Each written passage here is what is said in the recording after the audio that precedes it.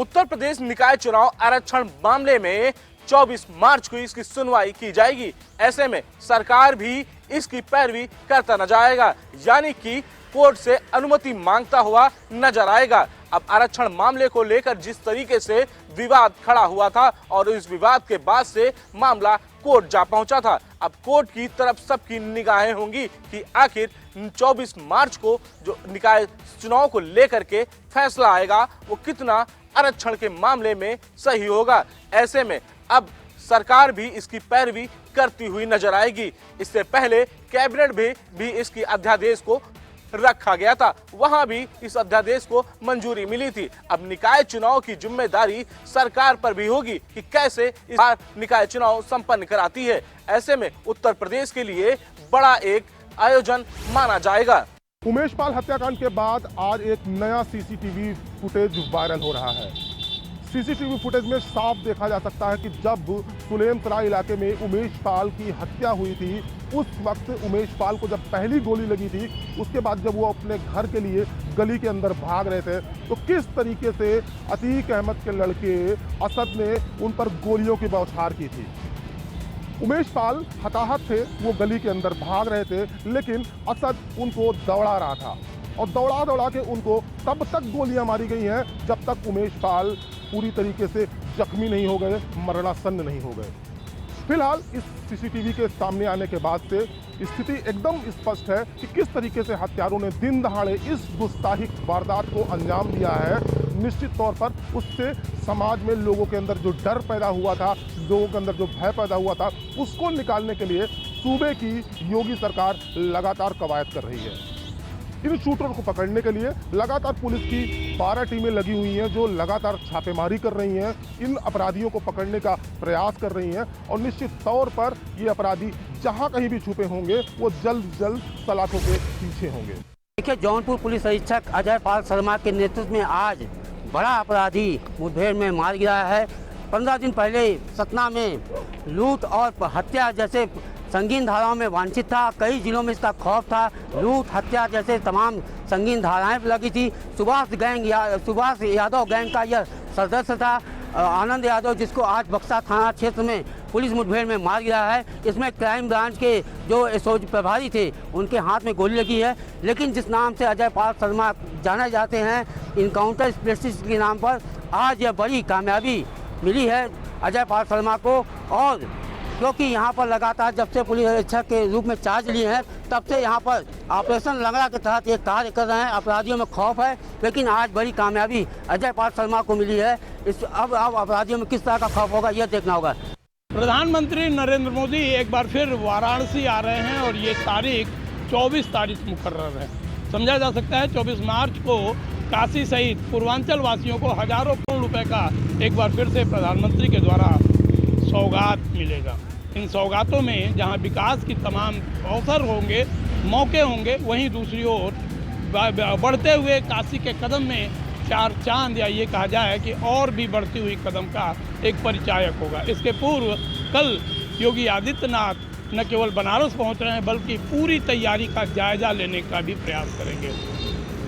योगी आदित्यनाथ लगभग 4 बजे शाम वो काशी पहुंचेंगे और काशी पहुंचने के साथ ही समीक्षा बैठक करेंगे सर्किट हाउस में। सर्किट हाउस में समीक्षा बैठक करने के बाद स्थलीय निरीक्षण पर निकलेंगे, उन कार्यक्रमों को देखने निकलेंगे जहां पे प्रधानमंत्री द्वारा लोकार्पण या फिर शिलान्यास का कार्यक्रम होना है। जिसके बाद वो काशी विश्वनाथ दरबार पहुंचेंगे, पूजा दर्शन करेंगे और पूजा दर्शन करने के बाद वो एक बार फिर से स्थलीय निरीक्षण करने के बाद, या यूँ कहा जाए कि तमाम चीज़ों का जायजा लेने के बाद अधिकारियों को दिशा निर्देश देकर वापस लखनऊ की ओर प्रस्थान करेंगे।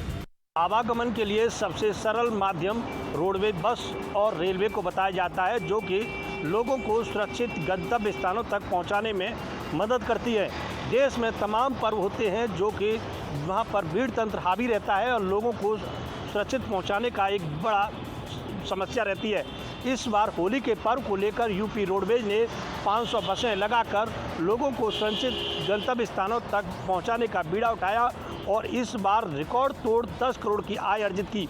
वहीं रेलवे की बात करें तो रेलवे ने भी 16 करोड़ की अर्जित आय कर अपनी उपलब्धि हासिल की है। तो लगातार यूपी रोडवेज और रेलवे लगातार लोगों को सुरक्षित एक गंतव्य स्थानों तक पहुंचाने के लिए लोगों के लिए प्रयास करने में जुटे हुए हैं। हम लोग उत्तर प्रदेश के जनपद संभल में हैं। ये सदर नगर पालिका परिषद है, जहां पर 15 दिन धरने के लगातार ये लोग 15 दिन से धरने पर बैठे हैं। दरअसल यहाँ के जो एक क्लर्क है, जिसका नाम चंचल बताया जा रहा है, इसके अलावा और अधीनस्थ अधिकारी हैं। इन लोगों की ये मांग है कि यहाँ पर जो भ्रष्टाचार किया गया है उसकी जांच की जाए और उस पर कार्रवाई की जाए। पहली बार ये देखने की बात है कि जो अधीनस्थ अधिकारी हैं और यहाँ के जो अधिकारी हैं लगातार 15 दिन से ये लोग इस परिसर में धरने पर बैठे हैं, लेकिन अभी तक इनकी ना तो कोई सुनवाई हुई है और ना कोई यहाँ पर इनकी फरियाद सुनने के लिए आया है। दरअसल जहाँ तक इनका कहना है कि इनका आरोप है कि लगातार जो लोग यहाँ पर धरने पर हैं और अधीनस्थ अधिकारियों के खिलाफ अपनी आवाज उठा रहे हैं, कहीं ना कहीं वो लोग भी शामिल हैं।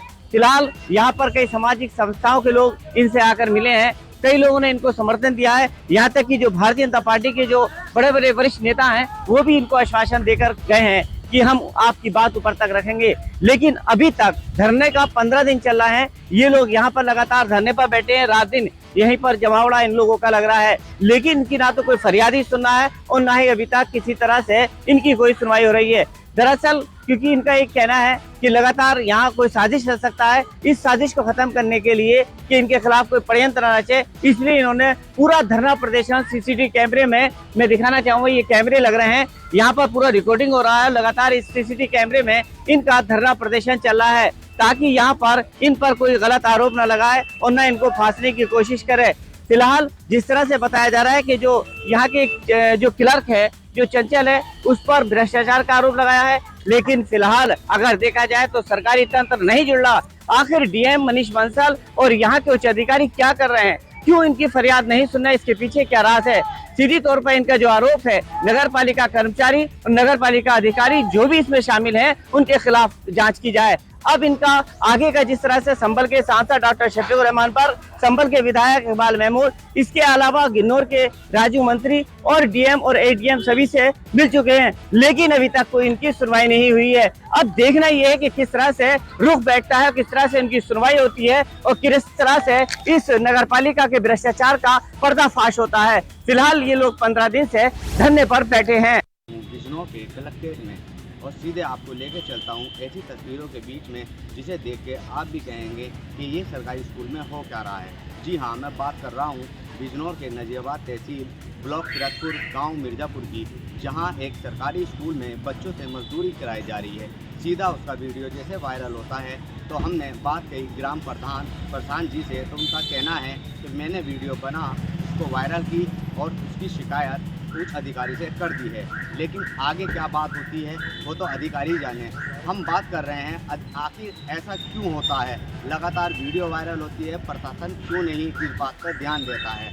लगातार आप देख सकते हैं बच्चों से मजदूरी कराई जाती है, बच्चों से बर्तन धुलाए जाते हैं, कहीं ना कहीं लापरवाही सीधे प्रशासन की दिखाई देती है। अब इस वीडियो पे प्रशासन क्या एक्शन करता है, बड़ा सवाल है। मल्टी लेवल पार्किंग में गाड़ियां खड़ी होती हैं, अक्सर शिकायतें मिलती थी, कई बार छापेमारी हुई, तमाम गाड़ियां ऐसी मिली जो अनधिकृत रूप से वहां पर खड़ी थी। कल डीएम लखनऊ ने भी तमाम जो मल्टी लेवल पार्किंग है उनका निरीक्षण किया था। कैसरबाग शामिल इसमें थी, चौक शामिल थी। उसके बाद कहीं ना कहीं डीएम लखनऊ ने नाराजगी जाहिर की। डीएम लखनऊ ने कहा कि 15 दिन से ज़्यादा पार्किंग में कोई भी गाड़ी नहीं खड़ी होगी। जो गाड़ी 15 दिन से ज़्यादा खड़ी होगी उसको डंपिंग यार्ड भेजना होगा, बाकायदा उसका डेटा तैयार किया जाएगा और उसके बाद में वो डंपिंग यार्ड करेगी। निश्चित तौर पर अमूमन देखा जाता है कि मल्टी लेवल पार्किंग में कहीं ना कहीं जो कर्मचारी होते हैं उनकी मिली भगत के चलते एक बड़ा खेल होता है। खेल इस तरीके से होता है कि गाड़ियाँ खड़ी रहती हैं, कई महीनों खड़ी रहती हैं। कुछ दिन पहले ही जो है मल्टी लेवल पार्किंग परिवर्तन चौक पे है, वहाँ पर छापेमारी की गई थी। कई लग्जरी गाड़ियाँ वहाँ पर मिली थी जो लंबे अरसे से खड़ी थी।